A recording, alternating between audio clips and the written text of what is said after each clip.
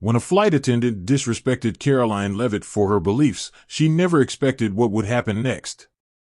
Karoline settled into her first-class seat, adjusting the delicate gold cross necklace resting just above her collarbone. As passengers boarded, a flight attendant approached with a stiff smile, and Karoline assumed it was the usual greeting, perhaps an offer of water or a menu. But instead of pleasantries, the attendant's gaze locked onto her necklace.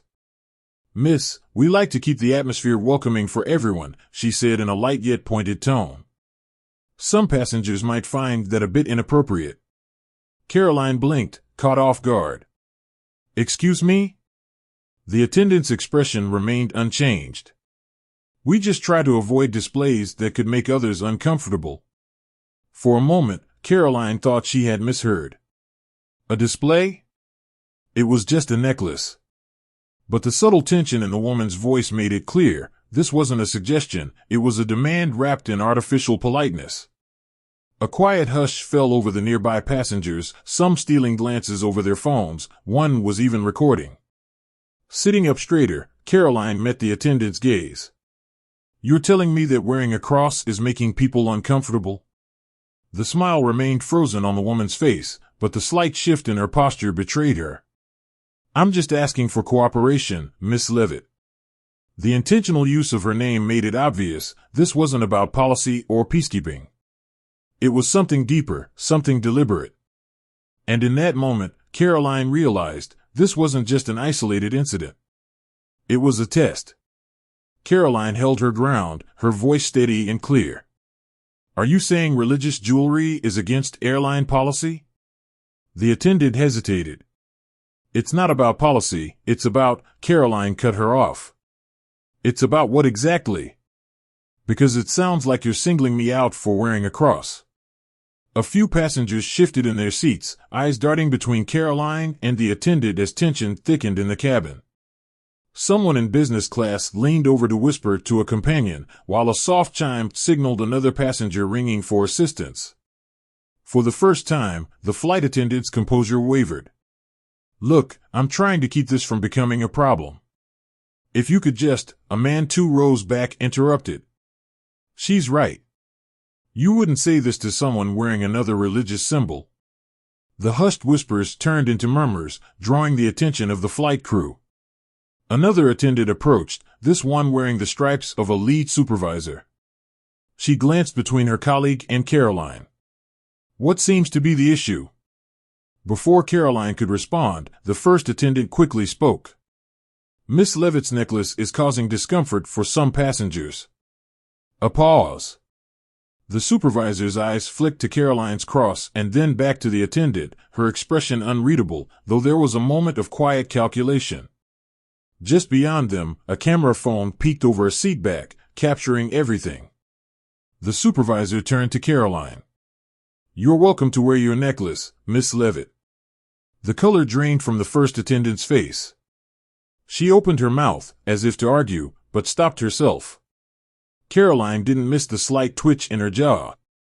The way the flight attendant's fingers curled against the serving tray betrayed her unease as murmurs of disapproval rippled through the cabin.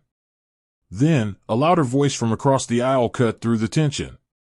"So you really tried to police someone's faith in first class?" And just like that, this was no longer about a necklace, it was about something much bigger. The tension didn't ease, if anything, it tightened like a rope being pulled from both ends. Karoline held her ground, her gaze steady on the attendant who had just singled her out. Conversations erupted around her, passengers shaking their heads, some reaching for their phones. The supervisor exhaled, clearly realizing the situation was spiraling beyond control. "Miss Leavitt, I apologize for any misunderstanding. You are free to wear your cross." But it was too late, the damage was done. The first attendant knew it too, frustration and panic flickered across her face as she realized she had badly miscalculated. A man across the aisle leaned forward, raising his phone just enough to make it obvious he was recording. "This is unbelievable. People wear religious symbols all the time, but she gets targeted." Karoline didn't have to say a word, the passengers were speaking for her. "First class doesn't mean first class treatment, huh?" someone muttered. Another voice, sharper this time, added, "If she weren't conservative, would this even be happening?" The flight crew was trapped in a situation they couldn't defuse. The first attendant had no choice but to step back, her lips pressing into a thin, rigid line. The supervisor, sensing the shift in power, turned to Karoline with a carefully measured nod. "Let's get you a drink, Miss Leavitt, on the house." But the attempt to smooth things over only highlighted how badly they had fumbled. Karoline didn't need their free drink, she had already won. As she settled back into her seat, she felt the weight of the moment, not just from the passengers, but from the cameras and the unseen audience that would soon watch this unfold. Somewhere in that moment, the flight attendant must have realized the inevitable. By the time this plane landed, this wouldn't just be an argument at 30,000 feet. It would be a headline. The atmosphere in first class remained thick with unspoken words, glances exchanged, whispers floating through the air like sparks before a fire. Karoline, composed, knew exactly what was happening. This wasn't just a moment, it was about to explode far beyond this plane. The man recording subtly adjusted his phone's angle, while a woman a few rows behind typed furiously on her laptop. There was no stopping this now. The flight attendant who had confronted Karoline tried to act as if nothing had happened, but the damage was written all over her face. She moved stiffly, avoiding eye contact, her once authoritative presence reduced to cautious, measured steps. It was clear she was waiting to see just how far this would go. And then, it happened. A chime rang through the cabin, signaling the airline's in-flight Wi-Fi connection had just gone live. A beat later, Karoline's phone buzzed. Then another. And another. Somewhere, the story had already begun spreading. Somehow, the story had already hit the internet. Karoline tapped her screen, and there it was, the first video clip, less than a minute long, already circulating on a conservative news page. The caption was blunt, cutting straight to the heart of the issue. Christian woman harassed mid-flight over her faith. You won't believe what happened next. And the comments? They were flooding in. This is what we're up against, folks. They won't even let us exist in peace. Unreal. I hope this flight attendant gets what's coming to her. Karoline, you're a warrior. Stand strong. The momentum was unstoppable. She glanced toward the attendant, now whispering in hushed tones with the supervisor, her body language stiff with unease. She knew. She knew her actions had ignited something far beyond this flight, something she couldn't contain. By the time the plane landed, this wouldn't just be a viral moment, it would be a movement. As the minutes ticked by, Karoline felt the weight of it all settling in. This wasn't just about her, it was about everyone who had ever been silenced, mocked, or singled out for their beliefs. And now, the world was watching.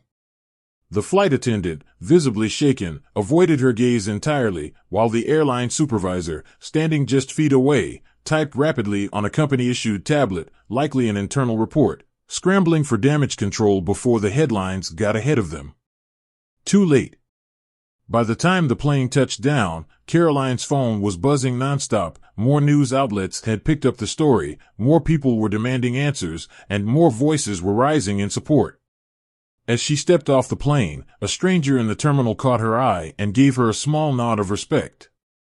Another passenger from the flight leaned in and whispered, "We're with you." She smiled. This wasn't just about what had happened in the air, it was about standing up everywhere.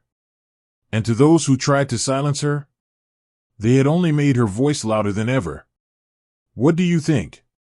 Should faith be treated with respect no matter where you are? Let us know in the comments, and don't forget to like, share, and subscribe for more stories the mainstream media doesn't want you to see.